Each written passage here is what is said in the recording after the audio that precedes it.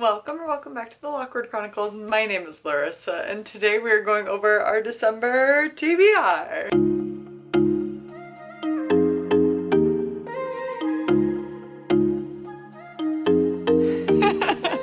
It's December. First off, I'm going to be trying to do 12 days of Bookmas. So instead of doing 2 videos a week, I'm going to attempt to do 3, and that'll be all throughout December. So not just between the 1st and the 25th, but all throughout. On that note, we have our December TBR, which I am pumped about.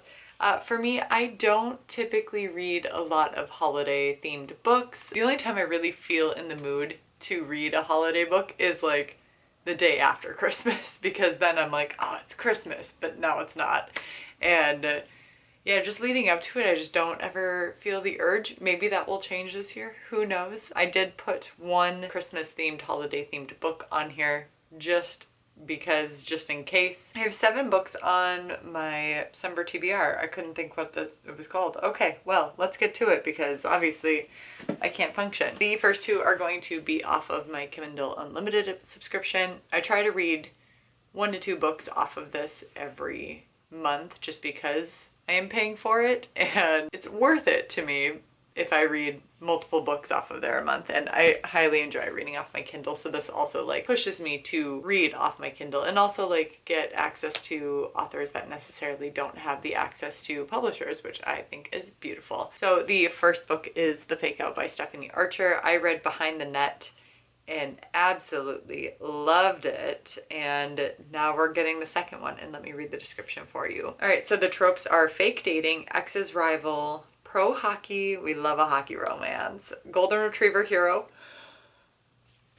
say less, boy obsessed, and forced proximity. Oh my gosh, my favorite tropes. There's so many good tropes. Okay, the best way to get back at my horrible ex, fake date Rory Miller, my ex's rival, the top scorer in pro hockey and the arrogant, flirtatious hockey player I tutored in high school. Faking it is fun and addictive, though, and beneath a bad boy swagger, Rory's sweet, funny, and protective. He teaches me to skate and spends way too much money on me. Oh, girl, Rory, find me. He sleeps in my bed and convinces me to break my just one-time hookup rule. Rory! He kisses me like it's real. Rory. And now I wonder if Rory was ever faking it to begin with. It is the second book in the Vancouver Storm series, and like I said, Behind the Net I enjoyed so much, and I am very excited to continue on with the series. The second book that I am planning on read is the holiday book, and that is The Christmas Fix by Lucy Score. She'll save Christmas just to spite him. There is only one thing standing in the way of Cat King saving a small town's Christmas festival: grumpy town manager Noah Yates. Single dad Noah takes his responsibilities seriously. When a late-season hurricane turns merry Connecticut into a disaster, he's left scrambling to pick up the pieces of the town he loves.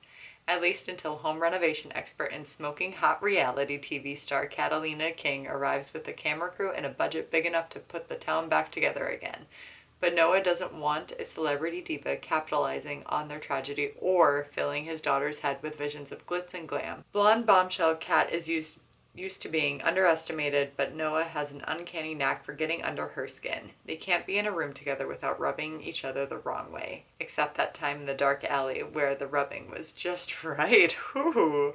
Can these enemies work together to pull off a Christmas miracle, or will their fighting leave them both on the naughty list? This one is a shorter book for Lucy Score, so that's why it's on there, because Lucy Score's books are typically pretty chunky. Yes, next up is Looking for Alaska by John Green, even though this has nothing to do with Alaska, as I found out in my winter TBR. Miles Pudge is what he's called. Halter's whole existence has been one big non-event, and his obsession with famous last words has only made him crave the great perhaps, a Francois Rabelais poet, even more. He heads off to the sometimes crazy, possibly unstable, and anything but boring world of Culver Creek boarding school, and his life becomes the opposite of safe. Because down the hall is Alaska Young, the gorgeous, clever, funny, sexy, self-destructive, screwed up, and utterly fascinating Alaska Young, who is an event unto herself. She pulls Pudge into her world, launches him into the great perhaps, and steals his heart. After, nothing is ever the same. And I love John Green as an author. He makes me cry in every book, so we'll see if this one is any different. Ledge by Stacey McEwen. It's the first in the trilogy.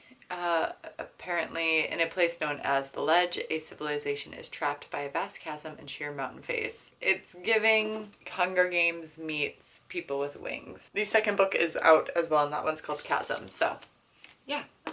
And she is just so funny on TikTok. That's the reason, like, I found her was through her TikTok. And then the next book up is The Family by Naomi Gritsky. And this has just been on my TBR for far too long.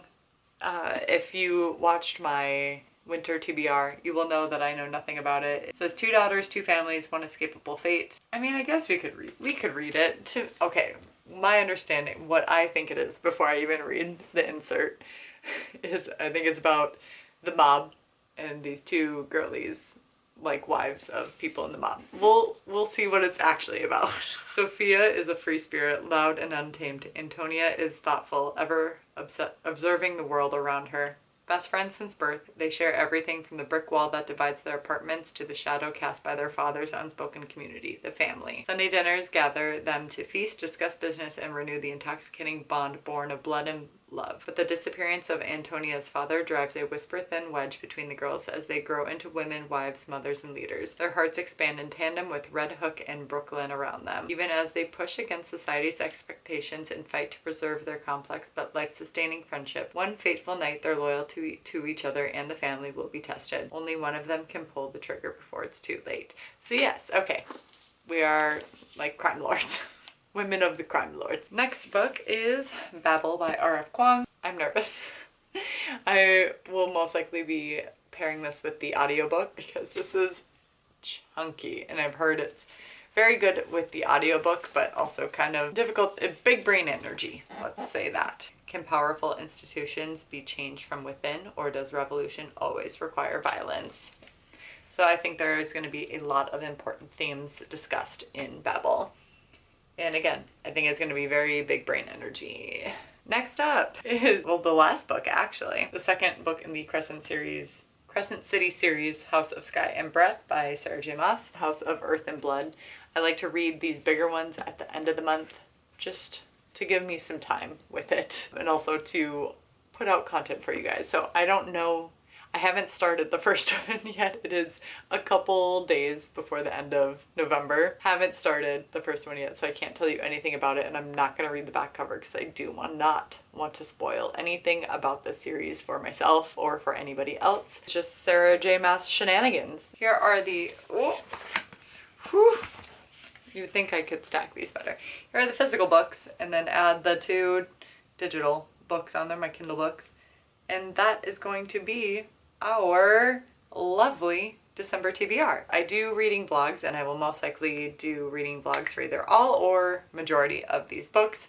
So stick around and yeah, hit that subscribe button, like this video if you like me or my sweater. Respect others, respect yourself, and do something amazing with your day. Thanks, bye.